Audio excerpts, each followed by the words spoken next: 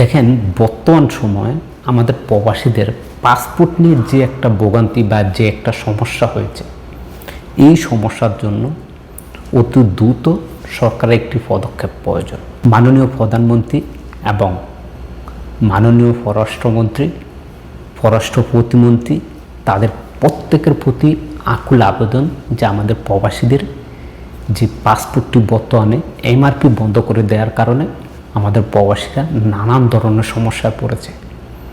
এখন 100 থেকে 80% লোকে অবৈধ হওয়ার কী কী বিষয় আমি সেগুলো বিস্তারিত বলবো। সরকারের কাছে আকুল আবেদন যাতে করে প্রবাসীদের যে আগের এমআরপি পাসপোর্ট যেরকম ছিল, যেরকম আছে, সেম এমআরপি পাসপোর্টের সাথে মিল রেখে ই পাসপোর্ট করার একটি সুযোগ যাতে করে প্রবাসীদেরকে দেয়। যেহেতু মালয়েশিয়ান কোম্পানি, যে কোম্পানিটি এমআরপি পাসপোর্ট তৈরি করতো, তাদের সাথে সকল কার্যক্রম বন্ধ করে দিয়েছে বাংলাদেশ সরকার।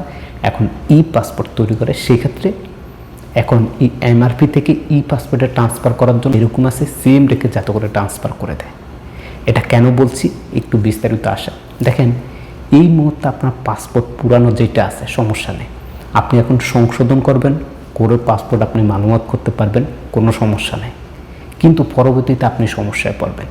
যেমন আপনার যদি বয়সের সমস্যা থাকে, আপনার নামে সমস্যা থাকে, সেগুলো আপনি সংশোধন করছেন, পরবর্তীতে সেগুলো মালুমাত হবে, সমস্যা নেই, মালুমাত করতে পারবেন। আপনার পাসপোর্টের নাম এবং বয়স, আপনার ইকামার এবং নাম এবং বয়স সেগুলোর সাথে মিল থাকবে না, যার ফলে পরবর্তীতে আপনি ইকামা করতে আপনার সমস্যা হবে। আপনি অন্য ব্যাংক অ্যাকাউন্ট এবং অন্যান্য যে সুযোগ সুবিধাগুলো আছে, যে নিয়মগুলো আপনাকে মানতে হবে, সেগুলো করতে গেলে আপনি অনেক বড় সমস্যার সম্মুখীন হবেন। আপনি অবৈধ হয়ে যাওয়ার চান্স 100-এ 100।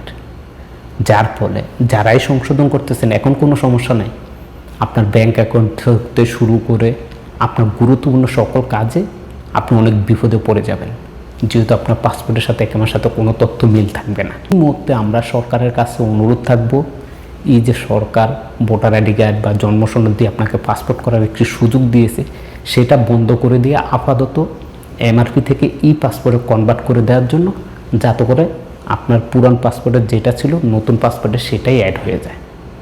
10 বছরের জন্য করবেন, কোনো সমস্যা নেই। 30 লাখ প্রবাসীদের পক্ষ থেকে সরকারের প্রতি বিশেষ অনুরোধ, যাতে করে সরকার এই পদক্ষেপটি নেয়, যার ফলে আমাদের প্রবাসীরা অনেকটাই উপকৃত হবে।